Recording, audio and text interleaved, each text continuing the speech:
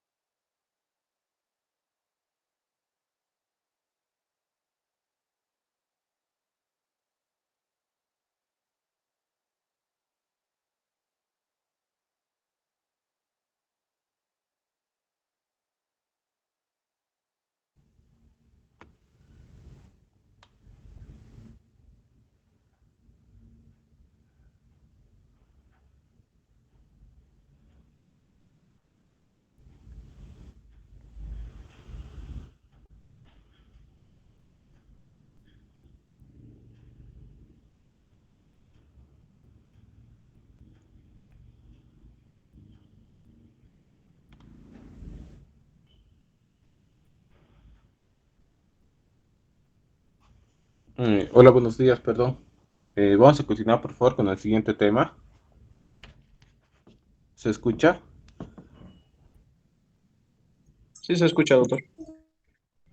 Ya. ¿Se ve la presentación? Perdón. Sí, también. Ya. Vamos a comenzar, por favor. Bueno, esto es... bueno, bueno, tengo dos, tres temas más para darles. Creo que nos va a alcanzar el tiempo. Lo voy a dividir junto con lo que es el manejo de vía aérea. La siguiente clase vamos a hablar un poco más sobre la parte respiratoria y lo vamos a hacer un poquito más práctico. Y yo creo que esto para que tenga un poquito el conocimiento teórico, lo que es la insuficiencia respiratoria aguda, que es una, un cuadro sindrómico, el cual es multifactorial. Entonces es muy importante saberlo identificar cuando es un paciente con insuficiencia respiratoria aguda. Entonces, por el momento, esto les voy a dar como una pequeña introducción. Así vamos a ir complementando la siguiente clase más con unos 30 minutos las otras patologías que son importantes, como es el EPOC reagudizado y la neumonía grave, manejan en la emergencia. Y esto les va a dar un poquito de orientación a todas las patologías agudas, las cuales se manejan en la emergencia. Bueno, como toda enfermedad hay que saberla definir esta patología, que es una patología multifactorial, como ya les repito. Bueno, ¿qué es? Es una incapacidad del sistema respiratorio para realizar un intercambio gaseoso adecuado. Bueno, ¿qué pasa en la insuficiencia respiratoria? Lo que presenta el paciente, dependiendo de la causa o la etiología de lo que le lleve a un compromiso respiratorio, va a ser el paciente sus dos presentaciones.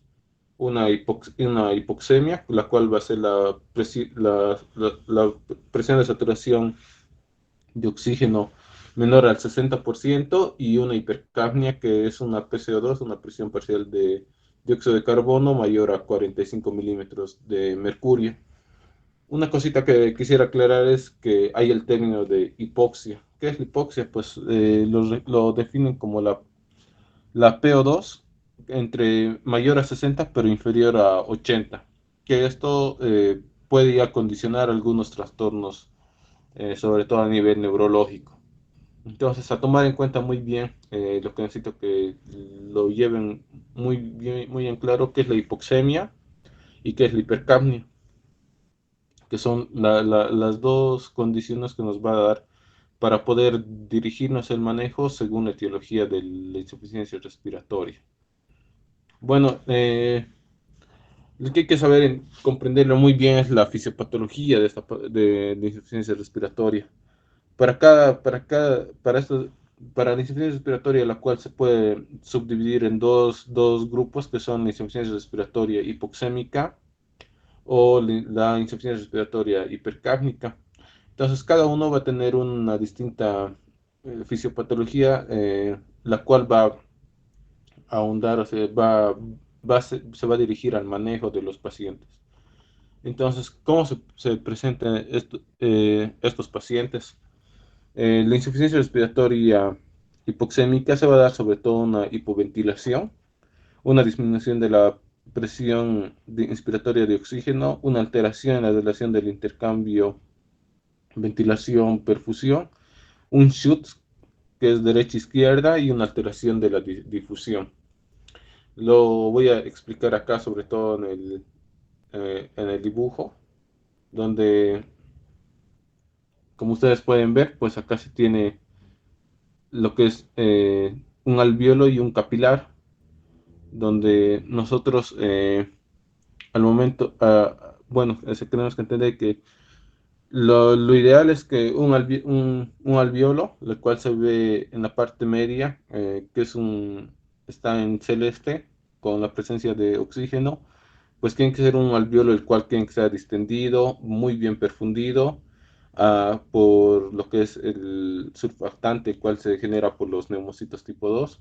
Entonces, un alveolo ideal tiene que ser que tenga una buena perfusión aérea, que esté distendido y esté contiguamente a un vaso sanguíneo, sobre todo a un capilar, eh, donde se va a realizar la difusión de gases a través de la membrana, de la membrana epitelial y alveolar.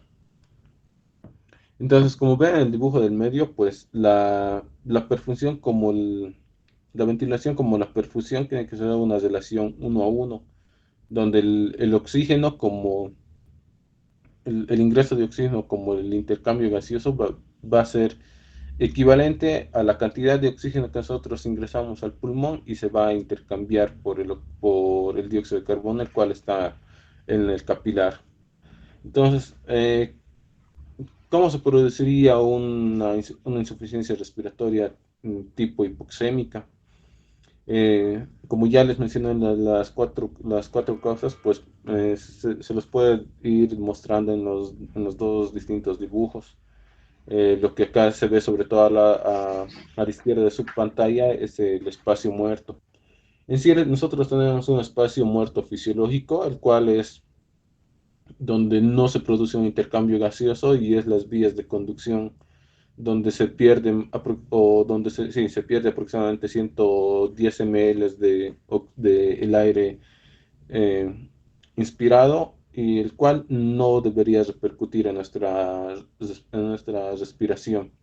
Pero ¿qué pasa cuando nosotros tenemos un espacio muerto? O sea, en la casa lo que se produce es que nosotros como cualquier persona, si una persona respira, tenemos el ingreso del oxígeno, el oxígeno como de los distintos gases, pero a nivel capilar pues vamos a tener una obstrucción donde vamos a tener una adecuada ventilación, pero no una perfusión. Entonces, ¿qué va a pasar?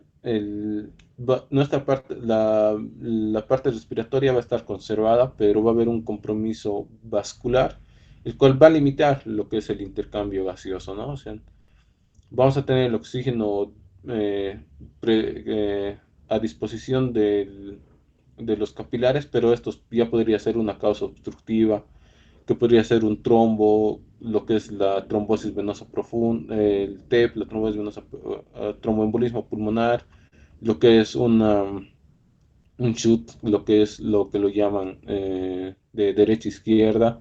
Entonces estos van a producir eso, o sea, de que vamos a tener una buena ventilación, buena entrada de oxígeno, pero no va a haber un área donde nosotros agarremos a través de nuestras células que transportan oxígeno y lo puedan distribuir. Entonces eso va a ser sobre todo un espacio muerto y esto va a producir una disminución del oxígeno que va a aportar a los distintos órganos.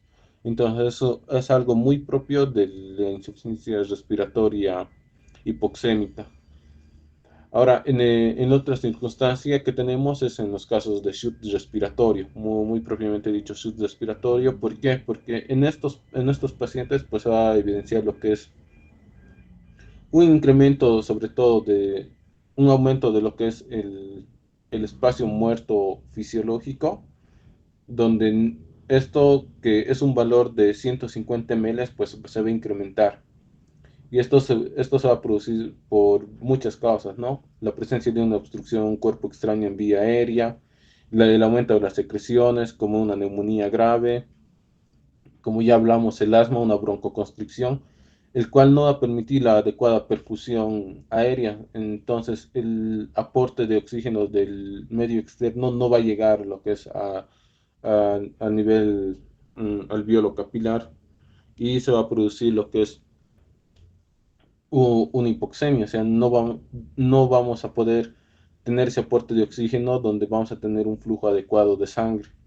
Nosotros no tenemos un flujo sanguíneo conservado, pero la perfusión de oxígeno pues no va a estar adecuada a nuestra circulación. Entonces ahí se va a producir un shoot, donde igual otra causa de estos puede ser el aumento del espacio entre el alveolo y el capilar por la presencia de unas lesiones, que sobre todo se ve en el EPOC, y también en procesos ya fibróticos de una fibrosis pulmonar.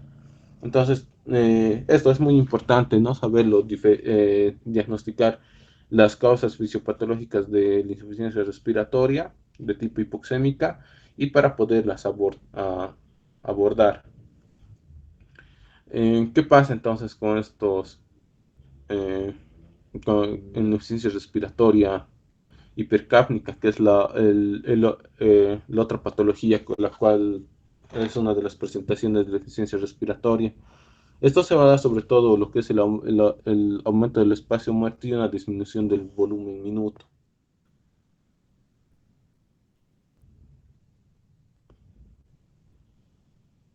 Ahora en acá, bueno, perdón, en la anterior diapositiva quería explicarles.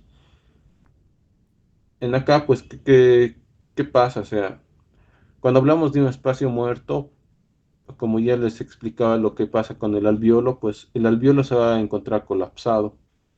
Esto siendo un alveolo, pues el alveolo no se va a ver distendido. Y pues la parte eh, vascular se va a presentar un capilar adecuado con un buen flujo sanguíneo.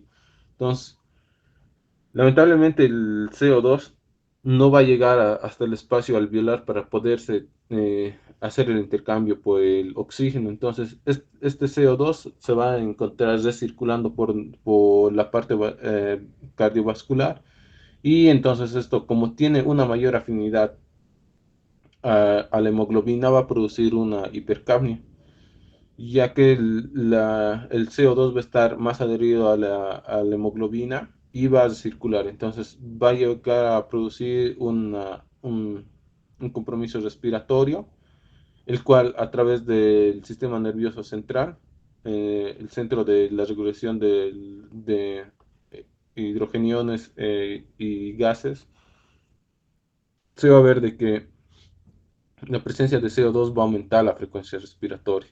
Va a tratar de eliminar ese CO2, pero como no tenemos un alveolo expandido y está muy alejado del capilar, pues no va a tener una adecuada eliminación. Entonces es una de las causas de la insuficiencia hipercápnica.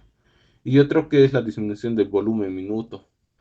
Bueno, el volumen minuto pues es el volumen del volumen corriente o el volumen cada respiración que nosotros manejamos por la frecuencia respiratoria. Entonces, ¿qué pasa? Si es que nuestra disminución de la respiración, que lo ideal es entre 12 hasta 16 respiraciones minutos, si esto se va disminuyendo de menor a 12, pues nosotros no vamos a poder permitir el intercambio gaseoso a nivel alveolar, teniendo aún ya un alveolo distendido. Entonces, este oxígeno se va a quedar todavía en nuestra vía aérea, perdón, en nuestra circulación, lo cual va a producir, igual como ya sabemos, por su adherencia a la hemoglobina, sus de circulación y se va a producir una hipercapnia.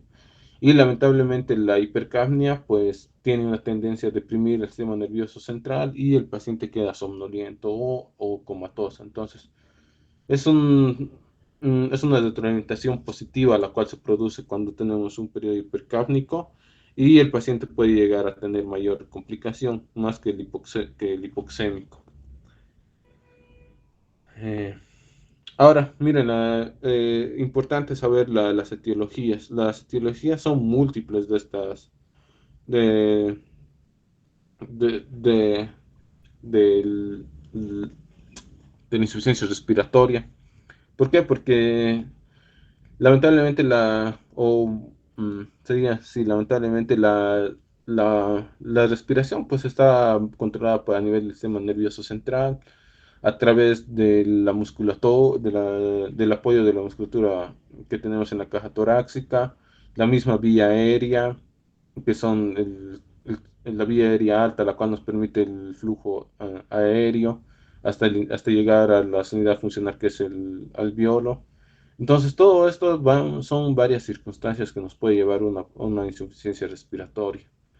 Sobre todo a nivel sistema nervioso central, pues se tiene sobre todo en procesos de intoxicación, sobre todo por antidepresivos tricíclicos, lo que son benzodiazepinas, la intoxicación alcohólica o cualquier otra sustancia con una dosis alta, pues nos va a producir una depresión del sistema nervioso central a nivel del sistema SARA, el cual va a disminuir nuestro estado de conciencia y nos va a llevar sobre todo a bradipnea y posteriormente una acidosis, una insuficiencia respiratoria.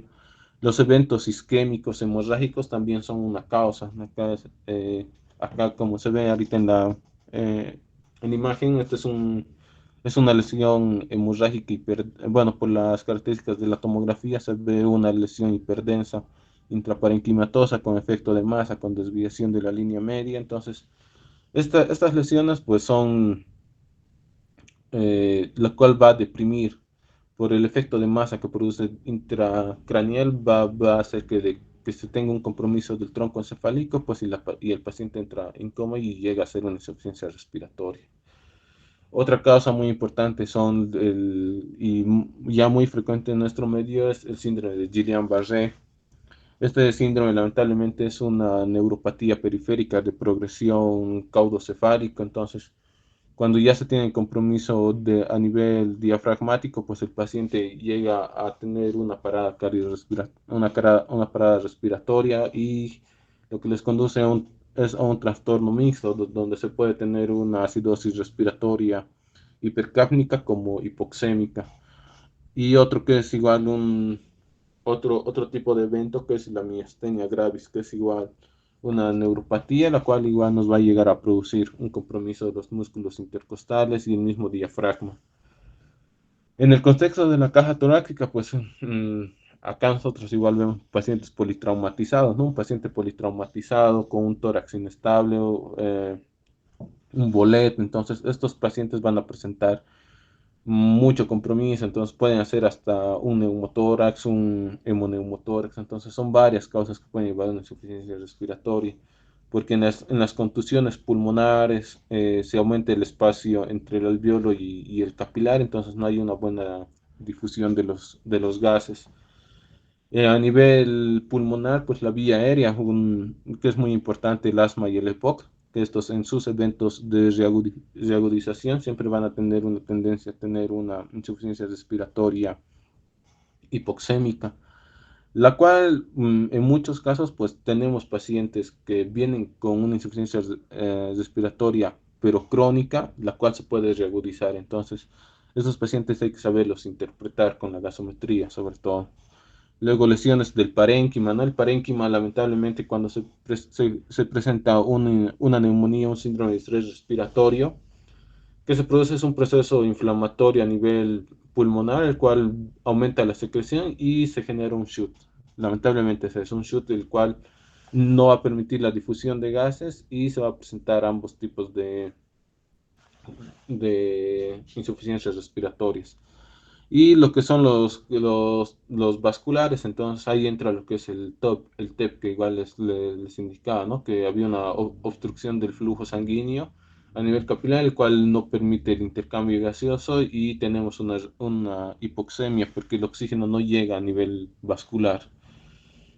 Eh, Acá está una imagen igual de un trauma torácico. Es un bolet son múltiples fracturas lineales a nivel desde la segunda hasta la quinta costilla, el cual produce un tórax inestable.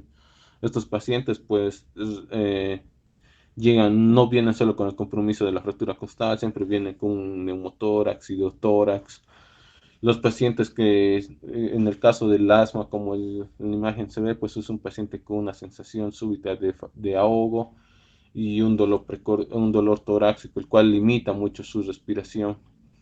La imagen que ven ahora es igual de un paciente con EPOC, con un enfisema pulmonar, el cual se evidencia muchas lesiones donde no se realiza el intercambio gaseoso, donde hay mucha lesión fibrótica, la cual no hace el intercambio gaseoso. Entonces, ese es un tipo lamentablemente, de causa de un shoot respiratorio, el cual no se evidencia el intercambio gaseoso. Esta es una imagen de un paciente con enfisema pulmonar, que requieren bastante apoyo, y esta es una lobectomía, ¿no? de un pulmón. Y acá en la imagen lo que se ve una radiopacidad que compromete el lóbulo superior perdón, el lóbulo medio derecho, donde es compatible con un proceso neumónico. así limitando lo que es toda esa área, el intercambio gaseoso. Entonces, como les digo, tiene muchas etiologías y las cuales siempre hay que tratarlas de interpretarlas muy bien a los pacientes cuando se los valora. Entonces, lo que más nos interesa, o sea, cómo podemos identificar un paciente con síndrome de estrés respiratorio? Pues son pacientes que van a venir sobre todo con una disnea progresiva o una disnea súbita, dependiendo de la etiología. En eventos vasculares, pues lamentablemente, y algo característico es que la disnea es súbita.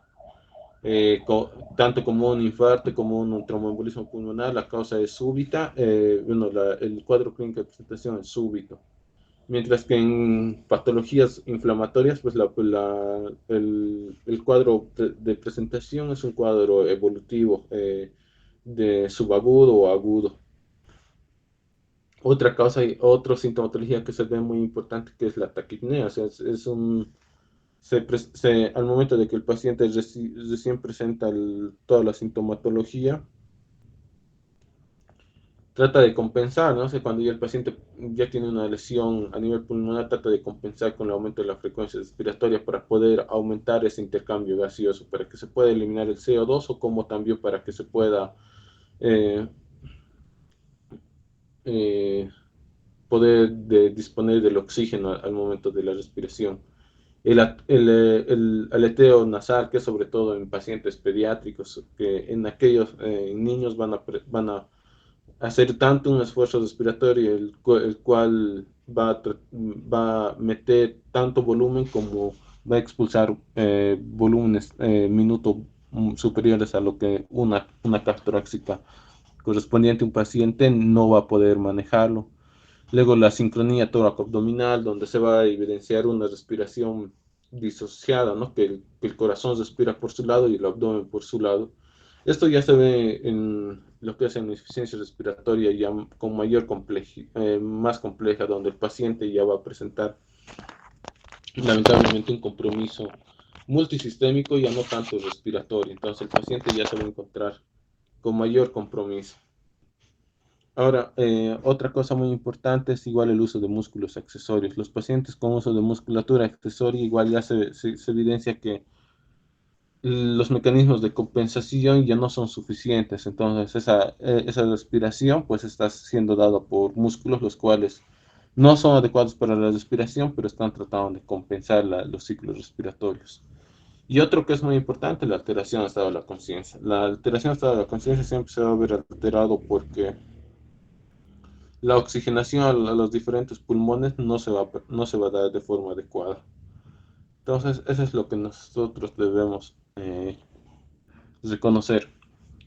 El paciente que viene con taquipnea, disneico, con aleteo nasal en niños, con una lesión toracoabdominal, un uso de estructura accesoria y alteración de la conciencia, pues un paciente con insuficiencia respiratoria y con altos riesgos de complicaciones. Ahora, cosas bien importantes que deberíamos ver un paciente al momento de nuestra valoración. ¿Qué paciente requiere la atención inmediata y qué paciente no? Como hace un momento hablábamos en asma, pues es muy importante la cianosis. La presentación de la cianosis podría ser es central o periférica, pero el que nosotros ya presentamos este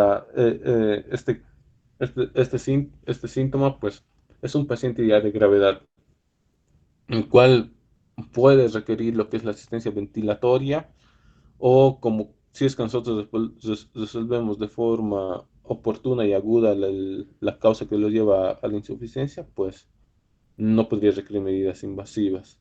La imposibilidad de hablar, o sea, nosotros hacemos un intercambio gaseoso al momento de hablar, entonces el paciente se limita por esa condición. El agotamiento, o sea, el paciente por el ciclo anaerobio que se produce por la respiración o por la formación del ácido láctico, pues el paciente empieza a respirar muy agotado, empieza a tener mayor dificultad para respirar y en un momento el paciente llega a tener como un cansancio y llega a un coma. Entonces el coma es uno de los síntomas muy inminentes de que el paciente es crítico y requiere la atención oportuna. Ahora, en todo esto, como les digo, o sea, si es que nosotros no actuamos de forma oportuna, el paciente puede entrar a una parada cardiorrespiratoria o una respiratoria o una cardíaca. ¿Por qué? Porque el mecanismo de compensación respiratoria es a través del corazón. El corazón trata de latir más para poder oxigenar los otros órganos. Entonces el corazón igual llega a un ciclo anaerobio, porque el corazón se oxigena en lo que es en el periodo diastólico. Entonces, al no tener un buen flujo por ese aumento de la frecuencia, pues el corazoncito sufre y llega a una parada cardiorrespiratoria. Entonces, muy importante saber reconocer un paciente crítico con cianosis, con agotamiento, con mala mecánica ventilatoria y el coma. Entonces, porque son datos de que el paciente puede tener un paro inminente en cualquier momento. ¿Cómo le hacemos el diagnóstico de estos pacientes? ¿No? El diagnóstico es clínico y aparte nosotros no nos apoyamos de estudios porque hay que saber el grado de oxigenación y todo que tiene el paciente. Entonces, ¿qué se evidencia acá? Lo que es importante para nosotros es ver la oximetría, la pulsioximetría, que es un artefacto no invasivo que lo podemos disponer cualquier momento y que es de fácil uso. Entonces, como ustedes pueden ver, se tiene acá un oxímetro de pulso en un paciente internado y donde se valora a nivel inferior, donde se evidencia una saturación de 87%. Además, acá se evidencia una curva que es la pletismografía, que nos permite valorar lo que es sobre todo la parte hemodinámica de los pacientes. Entonces, es muy importante tener un oxímetro de pulso, ya que nos permite identificar la severidad de los pacientes y a qué nos vamos a enfrentar. Eh, Cosas que, bueno, que hay que también que tienen sus contras de la oximetría son lo que es, hay que ver sobre todo lamentablemente, o sea, si el paciente está inquieto, pues no le vamos a poder tener una oxiometría porque el paciente se va a mover, no va a tener no va a tener un buen registro de la oxigenación, además que en muchas oportunidades cuando el paciente está mal perfundido, pues tenemos una saturación, pulsioximetría no real, ya que la perfusión distal está alterada, entonces no nos va a dar una oxigenación real. Eso sería una de las ventajas, pero es algo rápido, no invasivo que podemos utilizar en el paciente, sobre todo en primer y un segundo nivel, donde en muchas ocasiones no contamos con las condiciones para hacer medidas invasivas. Lo más importante y lo que nos ayuda a dar el apellido al diagnóstico de los pacientes con insuficiencia respiratoria, que es la gasometría arterial. Bueno, la gasometría arterial se puede tomar de dos fuentes, ¿no? Una fuente arterial y una venosa. Pero cuando nosotros nos enfrentamos ante una insuficiencia respiratoria, pues esto se debe valorar sí o sí a nivel arterial, porque nosotros a nivel arterial vemos la distribución del oxígeno a través de la sangre, donde nosotros, como pueden ver en la parte inferior, tenemos los valores de la PCO2, de la PO2, perdón, PCO2, del pH, que nos ayudan a diagnosticar si es una acidosis, una insuficiencia respiratoria. Igual ahí tienen los valores arterial y venoso que nos ayudan a calcular hacia la seguridad del paciente. ¿Cómo se debería tomar una gasometría arterial? Pues lo principal es saber identificar a nivel anatómico los vasos radiales o cubitales a través de la maniobra eh, perdón, no me acuerdo el nombre. Se realiza una maniobra para ver si es que estamos sobre la arteria al cual nosotros vamos a tomar. Se hace una compresión aproximadamente de 15 segundos y se va a evidenciar una palidez distal del área de irrigación vascular. Entonces, nosotros al momento de tomar una gasometría debemos valorar muy importante, sobre todo lo que es la PO2 y la PCO2, para saber a qué patología nos eh, estamos frente a qué patología. En- ¿qué es lo importante de la gasometría? Entonces, es saber diagnosticar si es una hipoxemia o una hipercapnia. El- Además de que estos trastornos respiratorios pues, se pueden venir con un componente metabólico o un componente de lo que es solo respiratorio, donde esto se va a evidenciar a través de la interpretación de la gasometría a través del pH. Pues el pH que nos da, la concentración de iones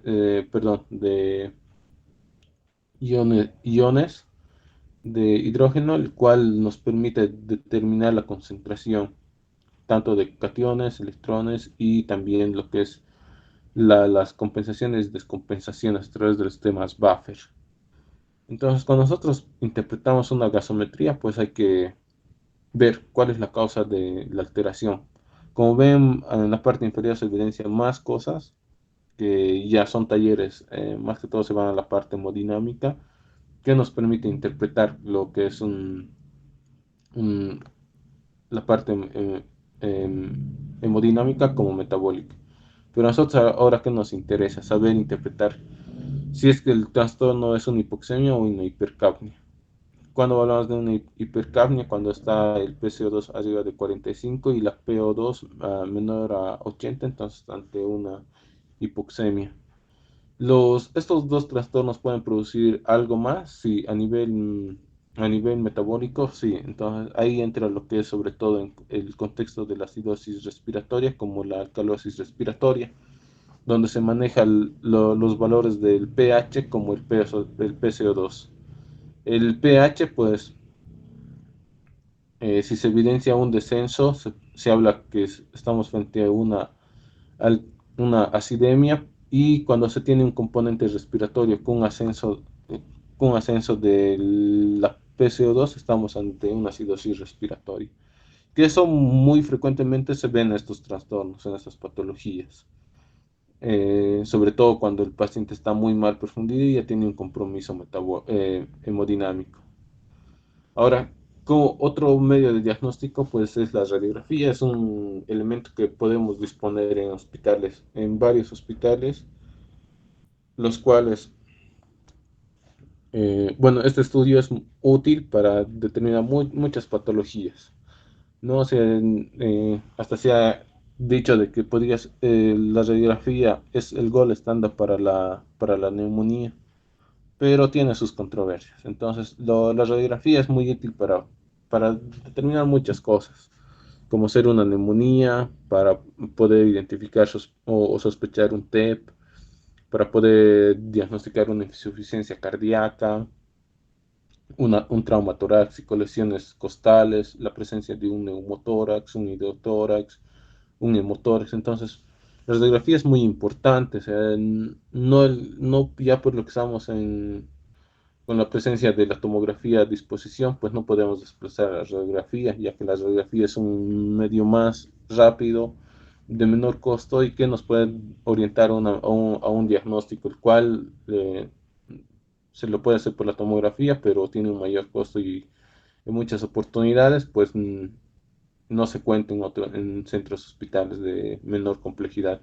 Entonces, la radiografía es muy importante. A todo paciente que tenga con un distrés respiratorio, pues es importante realizarle un estudio de imagen a través de la radiografía.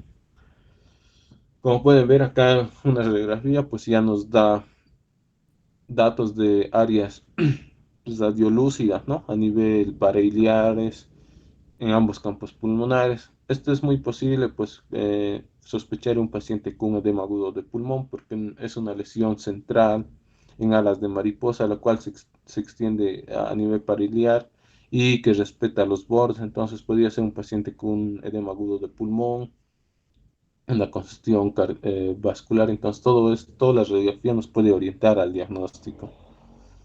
Ahora, en casos cuando la radiografía no nos orienta un diagnóstico, pues acá entra lo que es la tomografía, ¿no? La tomografía es un estudio de mayor calidad, que se lo puede, no, lamentablemente no contamos en todos los hospitales, pero es algo que nos va a dar mayor detalles de una patología. Acá, acá, como ustedes pueden ver, la tomografía que ustedes ven, pues se evidencia lo que es. Bueno, para comenzar, tenemos una ventana pulmonar donde se evidencia la silueta cardíaca hiperdensa a nivel central y se evidencia un área hipodensa extensa a nivel del eh, anteroapical del lóbulo, perdón, del hemitórax derecho, donde es compatible con un neumotórax, además de áreas de consolidación, hiperdensas a nivel posterior, compatibles con una atelectasia o un proceso neumónico o una contusión pulmonar. Entonces, son esas cosas que nos puede orientar la tomografía. En pacientes inestables, pues es mejor tener una tomografía que una radiografía, porque el paciente no nos colabora, no le podemos hacer tomar las proyecciones que queremos, entonces la tomografía nos da una mejor calidad de una mejor imagen o diferentes cortes en los cuales se los puede interpretar según la patología que el paciente presenta. Esta tomografía que ustedes ven, pues es un neumotórax a tensión porque ya tiene un compromiso mayor al 40% por su expansión y que si esto evoluciona, pues va a ser una motor extensión con desviación de las estructuras del mediastino. Acá, como pueden ver, es otra tomografía al lado izquierdo donde se evidencia lo que es una ventana pulmonar también. Se evidencia múltiples lesiones en vidrio esmerilado, en nivel apical, medio y basales, compatibles con eso con un distrés respiratorio. Por la definición de distrés respiratorio, pues el distrés respiratorio es una lesión pulmonar bilateral extensa que puede o no tener un patrón central o periférico dependiendo de la etiología, pero que tiene esta característica, el vidrio esmerilado con pequeñas áreas de consolidación, que es en la parte posterobasal que se evidencia. Y en la tomografía del lado derecho que ustedes pueden evidenciar, pues se evidencia lo que es una tomografía con contraste, con una ventana mediastínica donde impresiona a- a nivel del tronco pulmonar derecho, pues una disminución del flujo compatible con esto, con una trombosis, con un tromboembolismo pulmonar. Entonces, los estudios nos ayudan mucho a encontrar la etiología de la patología que estamos sospechando. Entonces, es muy importante tener estos estudios, sobre todo para abordarlo a los pacientes al momento de que en una emergencia, pues los pacientes no podemos perder mucho tiempo. Ahora, ¿cómo se debería hacer el manejo? El manejo siempre se trata de hacer, sobre todo, de forma dirigida a la etiología, pero hay unas medidas generales o que siempre se debe dar a un paciente con insuficiencia respiratoria. Sobre todo, la principal es la protección de la vía aérea, ¿no? Porque como todo paciente que ya hablamos, pues siempre se debe hacer el ABC de los pacientes. Protección de vía aérea, una buena ventilación y una circulación. Otro punto importante pues es el control de factores precipitantes. Lamentablemente una etiología se puede sobreponer a otra patología más. El asma puede venir con una neumonía, entonces los pacientes van a requerir la administración de broncodilatadores, antibióticos. En muchas oportunidades se administra AINES porque el paciente, por la fatiga, la disnea que presenta, pues es un paciente inquieto que está con un periodo hiperdinámico, entonces requiere sí o sí darle la analgesia para que el paciente siente el confort y pueda manejar adecuadamente su respiración. Y otro que es muy importante, evitar la depresión del sistema nervioso central. Lamentablemente ya tenemos una condición de que la presencia elevada del CO2 como la disminución del oxígeno nos va a deprimir el sistema nervioso central. El que nosotros le demos medicación para producir una depresión nerviosa central, pues vamos a tener mayores complicaciones, pudiendo llegar a un paro cardiorrespiratorio del paciente. Entonces se evita esto. Darle medicamentos analgésicos de acción central, pues es mejor evitarlos y darles medicamentos o AINES o medicamentos que no actúan a nivel nervioso central. Y otro que es muy importante, pues es la evitación de la trombosis venosa profunda, eh, por- porque, bueno, como ustedes ven, las etiologías son múltiples y la mayoría de las etiologías pues pueden producir una trombosis venosa profunda. Uno puede ser por el proceso inflamatorio, otro también por una coagulación intravascular diseminada o también por la estasis venosa que presentan los pacientes porque quedan en la cama por varios días. Entonces es una cosa que nosotros tenemos que tener muy en cuenta y evitar lo que es una trombosis venosa profunda, para así no presentar mayores complicaciones. La oxigenoterapia, pues la oxigenoterapia no cura, pero está indicada, siempre se le indica, pero ¿por qué? Porque aumenta la sobrevida de los pacientes. La oxigenación es muy importante, sobre todo en este cuadro.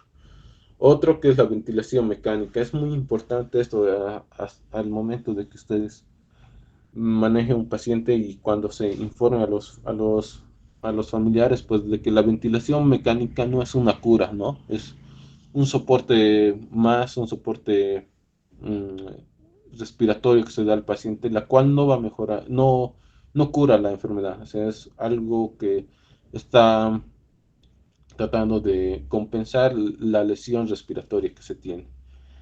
Eh, ¿Cuándo se debe iniciar la ventilación mecánica? Pues es cuando ya el paciente tiene mucho compromiso, puede llegar, sobre todo lo que es el compromiso neurológico, que es a nivel con el coma, y también lo que es el agotamiento de los músculos. Entonces el paciente sí o sí requiere lo que es la ventilación mecánica, la presencia de hipercapnia, que al final va a llegar a un agotamiento de los músculos. Entonces son, como ustedes ven, todos los 5 puntos que tenemos ahí: la hipercapnia, la hipoxemia refractaria y la retención de oxígeno, requieren la ventilación mecánica, porque por el medio de la ventilación nosotros damos una adecuada perfusión y un flujo aéreo en esos campos pulmonares. Ahora, la oxigenoterapia. Mm, Como ya les comenté hace un momento, pues tiene sus peligros, ¿no? Lamentablemente es un oxígeno seco, el cual puede producir la sequedad de las mucosas como de las secreciones, y esto puede producir lesiones. Si se da un flujo alto a través de una máscara con oxígeno, una punta nasal, puede producir la atelectasia por el mismo flujo de oxígeno seco. ¿El oxígeno tiene su toxicidad? Claro que sí, porque una concentración, el que nosotros le demos un oxígeno mayor al 60%, pues esto va a producir una depresión a nivel del centro respiratorio. Entonces, como una medida igual protectora en la ventilación mecánica, se indica de que la saturación, la fracción de oxígeno no puede ser mayor a 60. Entonces, eso es algo que hay que tomar muy en cuenta, porque el oxígeno a dosis alta produce una toxicidad.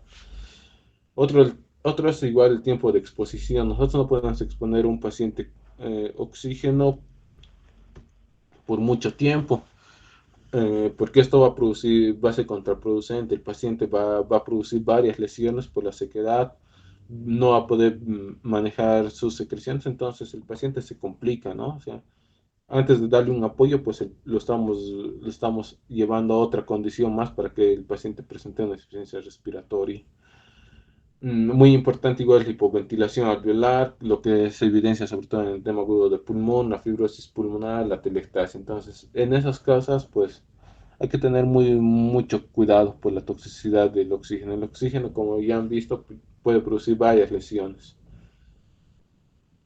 Mm, Acá tengo el cuadrito que en un momento les explicaba, solo de forma verbal, pero acá ya que está más detallado cómo se debe utilizar una cánula que presenta bueno, a la FIO basal que nosotros es 21, a esta se le agrega 2 a 3 por ciento de la FIO.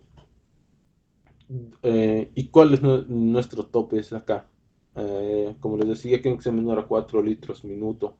¿Por qué? Porque tiene la tendencia a la sequedad de las mucosas y una lesión a nivel de las celdas dermoidales. Entonces, hay que tener mucho cuidado en la administración de la cánula nasal. Siempre evitar que esté mayor a 4 litros porque esto nos va a producir varias lesiones. Ahora, la Ventimask, que es la máscara sin reservorio, pues es aquella que se le va a adicionar al paciente una FIO de 24 a 50%, lo cual que es con un volumen de litros desde 5 hasta los 8 litros. Lo bueno de esto que es, o sea, que la máscara va a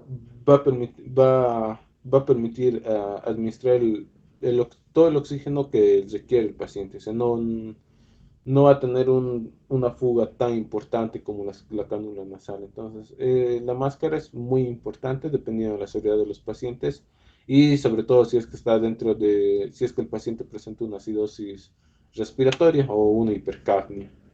La máscara con humidificación elevada es aquella que tiene la máscara con reservorio, pero con la presencia de un humidificador de aire húmedo, que esto pues se ha visto que tiene una mejor adherencia del oxígeno, el paciente lo tolera mejor y el paciente lo puede utilizar mayor a 24 horas. Entonces tiene mucha ventaja la máscara con humidificación. Esto sobre todo manejamos en pacientes los cuales presentan un compromiso de la vía aérea, tienen un trauma facial, entonces cuando no se los puede entubar se los administra esta mascarilla. Y la máscara con reservorio, ¿no? Es la máscara que presenta un reservorio, pero maneja un oxígeno que no es húmedo, que es directamente el oxígeno seco. Y el tubo en T, pues es una máscara que tiene un flujo dirigido al paciente y una de salida, que esto en muy pocas oportunidades utilizamos, sobre todo en pacientes ya con traqueostomía o pacientes que ya están mucho tiempo ventilados y requieren un aporte de oxígeno solo de soporte, el cual no, como les digo, no es algo que vaya ya dirigido a darles el soporte de oxígeno, o sea, más es para el acoplamiento y para el confort del paciente. Como ven, estas son las puntas nasales, pues es que en todo centro de salud deben tener, que es la mejor forma de la administración. En acá el paciente igual se ve con unas puntas nasales y estas son las mascarillas, ¿no? Estas son las mascarillas con perdón, es la mascarilla con humidificación elevada, que permite humidificar tanto a nivel de las vías aéreas superiores como inferiores, así pudiendo tener un mejor intercambio de oxígeno. Esta es una máscara sin reservorio, la cual se adapta de forma adecuada a los pacientes y les puede dar el oxígeno adecuado. Acá tenemos una máscara igual con humidificación elevada, la cual permite a que el paciente tolere de una mejor manera, con una mejor humidificación del aire perfundido.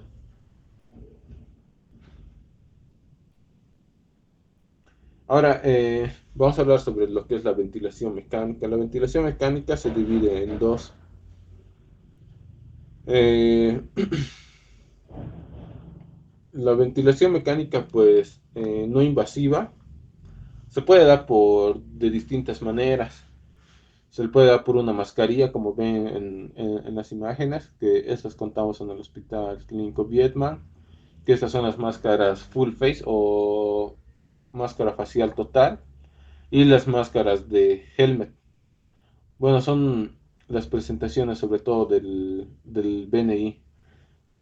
Un poquito para describirles qué es el BNI, es una ventilación mecánica no invasiva, pero que está dirigida a darle el apoyo respiratorio o ventilatorio de los pacientes. Eh, Contraindicaciones muy importantes del BNI, que no le podemos dar a un paciente con trauma facial y a un paciente con compromiso neurológico o un paciente que requiere ventilación mecánica ventilación mecánica invasiva. Entonces, esas son las tres contraindicaciones. El BNI, ¿en qué se ha visto que es la mejor terapia? Se ha visto de que en edema agudo de pulmón mejora la sobrevida de los pacientes en su internación y disminuye sobre todo su estadía intrahospitalaria.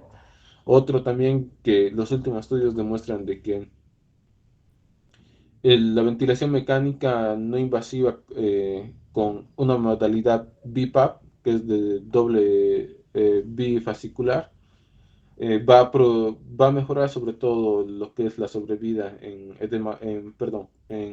neumonías, que antes se descartaba el uso del BNI en neumonías, ahora se la acepta, ¿no?, como una medida igual de soporte.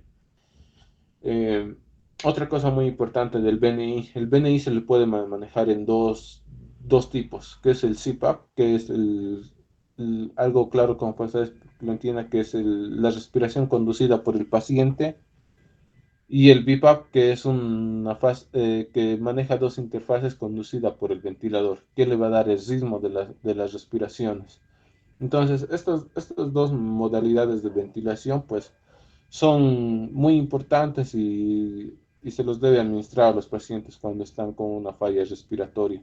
Sobre todo se ha indicado cuando tenemos una falla respiratoria hipercápnica, porque a través del CPAP nosotros podemos ayudar a que ese CO2 se elimine y no vuelva a recircularse. Entonces, esa presión que le genera a nivel alveolar la descirculación hace que se elimine el CO2. Entonces, es una de las indicaciones muy específicas que cuando nosotros tenemos una insuficiencia respiratoria hipercápnica se le debe administrar el BNI. Ahora, ¿cómo se hace el manejo con una ventilación mecánica invasiva? Pues la ventilación mecánica invasiva es aquella respiración, el cual se le va a dar base controlada y dirigida solo por el ventilador. El ventilador es el que va eh,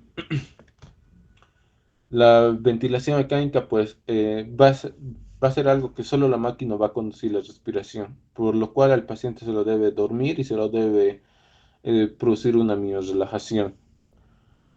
Eh, las respiraciones se controlan a través del ventilador y nosotros lo adaptamos al tipo de soporte ventilatorio que requiere el paciente. Ahora, como ustedes ven ahorita en las imágenes, pues tenemos una cánula de traqueostomía. En muchas oportunidades, sobre todo en traumas faciales o ya pacientes que están cronificados con la asistencia ventilatoria, pues se les hace la traqueostomía. ¿Qué es la traqueostomía? Solo es la generación de una nueva vía a través percutánea, la cual va a conectar la vía aérea con el medio externo.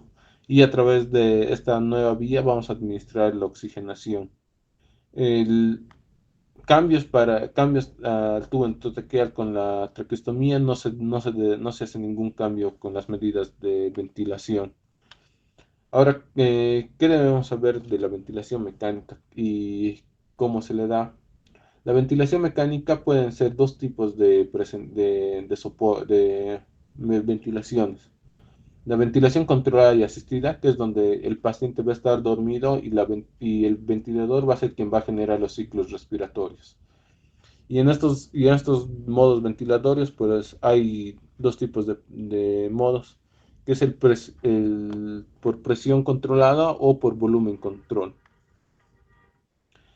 Para que un poquito tengan idea qué es la presión controlada, pues la presión controlada es donde se le va a dar un, un volumen de oxígeno dependiendo de la presión que genera el ventilador a través de la vía aérea. Entonces, el paciente va a recibir un volumen de oxígeno el cual no es calculable por el operador o por el médico y va a estar dependiente tanto de la presión de oxígeno que entre los pulmones para poder distender esos alvéolos. Entonces, eso es la definición sobre todo de la presión control. En el caso del volumen control, pues se genera un volumen minuto respiratorio a través de un volumen que nosotros lo calculamos según a la talla del paciente o el peso teórico del paciente y que éste pueda oxigenar de forma adecuada.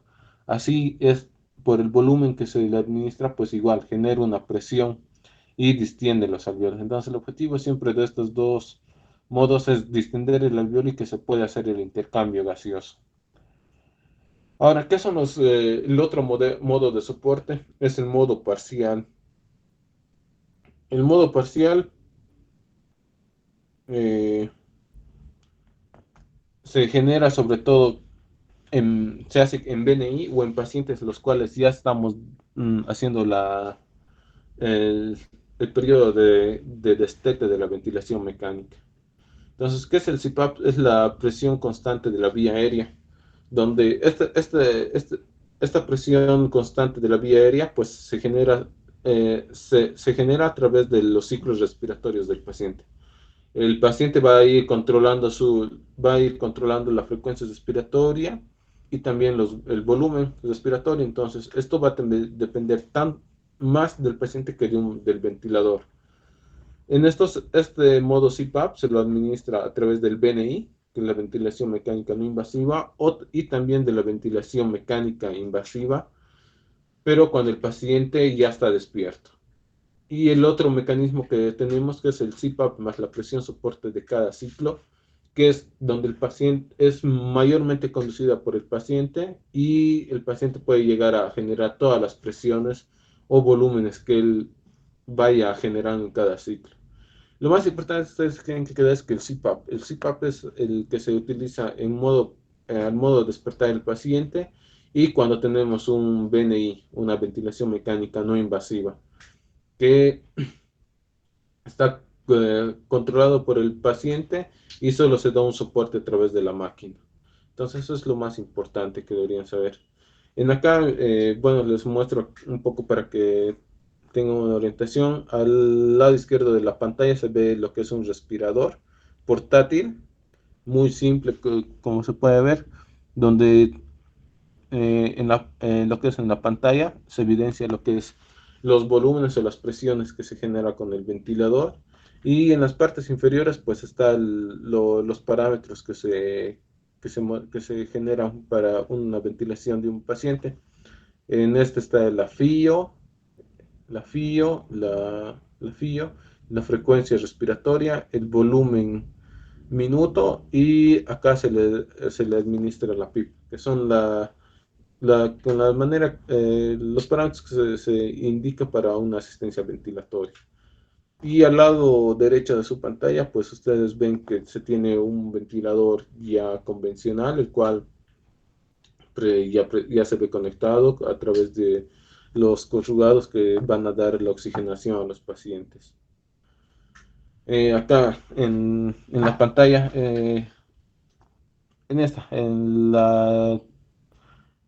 la superior del lado izquierdo, pues se describe un poco lo que es el modo ventilatorio por control, donde nosotros todo el ajuste de la ventilación lo hacemos a través de un volumen minuto, que se ve acá en el círculo, pero un volumen tidal y en la parte inferior se ve el volumen minuto.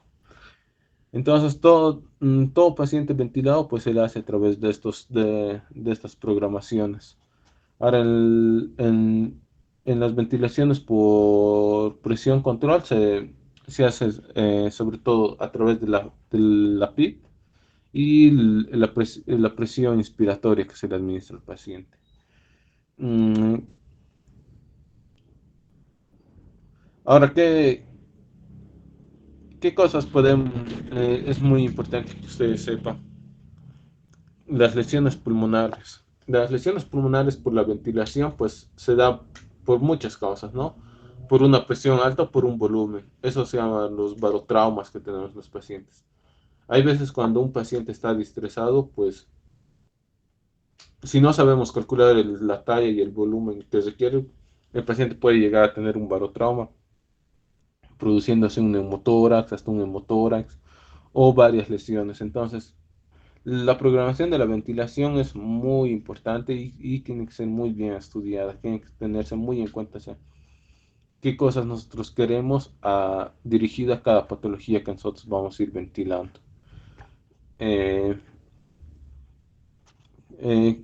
eh, Algo que les debería dejar muy claro es igual de que ya desde la pandemia del COVID, pues se ha ido intensificando lo que es las medidas de protección pulmonar, porque la administración de grandes volúmenes de la PIB muy alta, pues ha ido produciendo varias lesiones en los pacientes ventilados, ¿no? Que si un paciente entraba por una neumonía, al final el paciente salía con neumotórax, todo eso por el mal manejo de la ventilación. Entonces se ha ido estudiando hasta el día de hoy y siguen haciéndose estudios donde se está limitando varias cosas.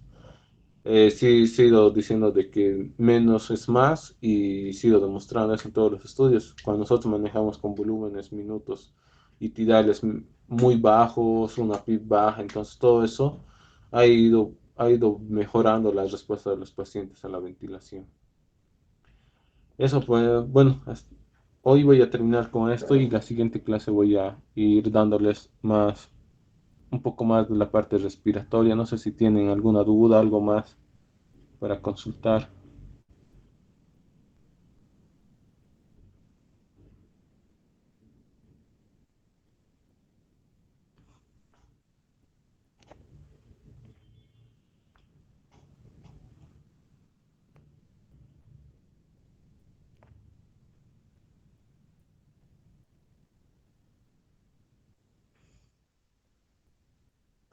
¿Dudas, algo que tuvieran, perdón?